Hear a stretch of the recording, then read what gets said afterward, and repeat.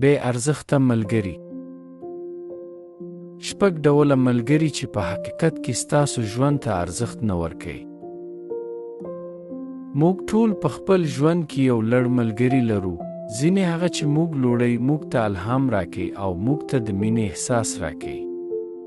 خو بیا داسې کسان هم شته چې زموږ ژوند ته ارزښت نه ورکوي. دوی هغه کسان دي چې زموږ انرژي له منځه وړي، موږ لاندې راولي، یا کله چې موږ ورته ډیره اړتیا لرو دوی حاضر نه وي. د دې ملګرو پیژندل د قضاوت کولو په اړه نه دي. دا د دې پوهېدلو په اړه دي چې تاسو باید خپل وخت او احساساتي انرژي چیرته ولګوئ. راځئ چې د هغو شپږ ډوله ملګرو په پیژندلو غور وکړو چې ممکن ستاسو ژوند ته هغه ارزښت ورنکړي چې تاسو یې مستحق یاست. یو منفي ملګری. موږ ټول یې پیژنو، هغه ملګري چې په دوامداره توګه شکایت کوي، تل نیم خالي ګیلاس ویني. د دوی منفي والی کیدای شي له هر حالت څخه خوشبیني او مثبت والی جذبوي. تاسو ممکن د دوی سره د وخت تیرولو وروسته ځان د مایوسۍ احساس وکړئ، حتی که تاسو مخکې په ښه مزاج کې وئ. منفي فکر کول ستاسو د انرژۍ او مزاج ضایع کول دي. دا سخته ده چې مخ په وړاندې لاړ شئ او د ځان په اړه ښه احساس وکړئ کله چې تاسو په دوامداره توګه د بدترین حالت په اړه اورئ. که څه هم دا مهمه ده چې د سختو وختونو په اوږدو کې د ملګرو ملاتړ وشي، د منفي والي یو دوامداره نمونه ستاسو د رواني روغتیا لپاره زیانمن کیدای شي. دوه، ملګرتیا باید دوه اړخیزه وي، نه چې ملګري دې په ښه وخت کې درته حاضر وي مګر د ستونزې په لومړۍ نښه کې ورک شي. کله چې ستاسو په ژوند کې هر څه ښه روان وي دوی ستاسو سره وي، ستاسو په خوښۍ او بریالیتوب کې شریک وي. خو کله چې شیان په خرابېدو پیل وکړي نو هیڅ ځای نه موندل کیږي. داسې وي لکه په هوا کې چې ورک شوي وي.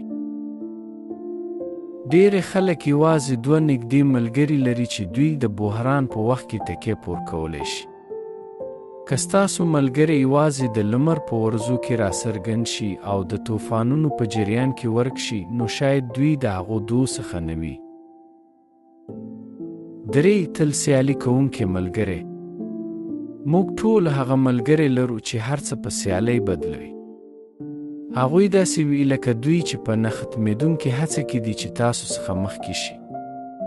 سالمه سیالي کولی شي موږ د ښه کېدو لپاره وهڅوي، مګر کله چې دا د ملګرتیا اساس شي دا بیا یوه ستونزه شي. داسې احساس کیدای شي چې تاسو په دوامداره توګه د ځان ثابت کولو لپاره تر فشار لاندې یاست. یو ریښتینی ملګری باید ستاسو لاسته راوړنې له تاسو سره ولمانځي، نه دا چې د خپلې بریا د اندازه کولو لپاره یې د معیار په توګه وکاروي. څلور، هغه ملګری چې ډیر ملاتړ نه کوي. په ملګرتیا کې ملاتړ باید متقابل وي. موږ باید د یو بل بریالیتوبونه ولمانځو او د ناکامیو له لارې یو بل سره مرسته وکړو. که چیرې تاسو داسې یو ملګری لرئ چې یوازې ملاتړ ترلاسه کوي مګر بیرته ملاتړ نه کوي، دا د پوښتنې وړ ده چې آیا دوی واقعیا ستاسو ژوند ته ارزښت ورکوي. پنځه، د ډرامې مقناطیس ملګری. تل یو ملګری شته چې داسې ښکاري چې ډرامه د مقناطیس په څیر جذبوي. د دوی ژوند د سختو لوړو او ډراماتیکو ټیټو یو دوامداره رول لري.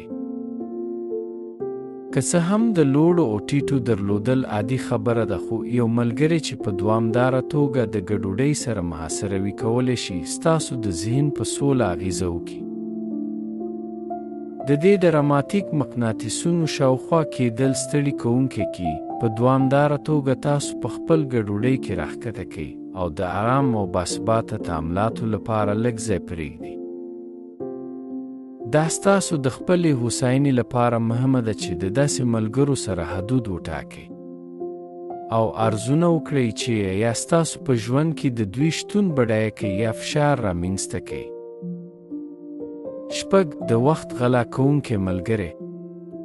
وخت زموږ تر ټولو ارزښتناکه سرچینه ده. کله چې لاړ شي موږ یې هیڅکله بیرته نشو ترلاسه کولی. ځینې ملګري دا مهارت لري چې ستاسو وخت ضایع کوي پرته له دې چې په بدل کې څه ورکړي. دوی ممکن تاسو د ساعتونو لپاره په تلیفون کې وساتي، ستاسو اړتیاوې له پامه وغورځوي یا په دوامداره توګه ستاسو پاملرنه وغواړي. په متوازنه ملګرتیا کې دواړه خواوې باید د یو بل وخت او ژمنو ته درناوی وکړي. که چیرې یو ملګری په دوامداره توګه ستاسو په وخت تیری کوي پرته له دې چې ستاسو اړتیاوې پوره کړي یا درناوی وکړي، دوی احتمال لري چې ستاسو ژوند ته ډیر ارزښت نه ورکوي. په یاد ولرئ ستاسو وخت قیمتي دی. هغه له هغو کسانو سره مصرف کړئ چې په رښتیا سره ستاسو ژوند ته ارزښت ورکوي او بډایه کوي. وروستي فکرونه دا د ارزښت په اړه ده. د ملګرتیا جوهر د مینې، ملاتړ او ارزښت په متقابل تبادله کې دی. زموږ په ژوند کې هره اړیکه باید په یو ډول ارزښت اضافه کړي، موږ غوره اشخاص جوړ کړي. که چیرې یوه ملګرتیا په دوامداره توګه ستاسو انرژي یا خوښۍ کموي، نو ممکن د هغې د ارزښت بې ارزولو وخت وي. دا د کمیت په اړه نه ده، بلکې د ملګرتیا کیفیت دی چې په رښتیا سره زموږ په ژوند اغیزه کوي. دا ځان پیژندنه ممکن اسانه نه وي، خو ستاسو د شخصي ودې او خوښۍ لپاره مهمه ده.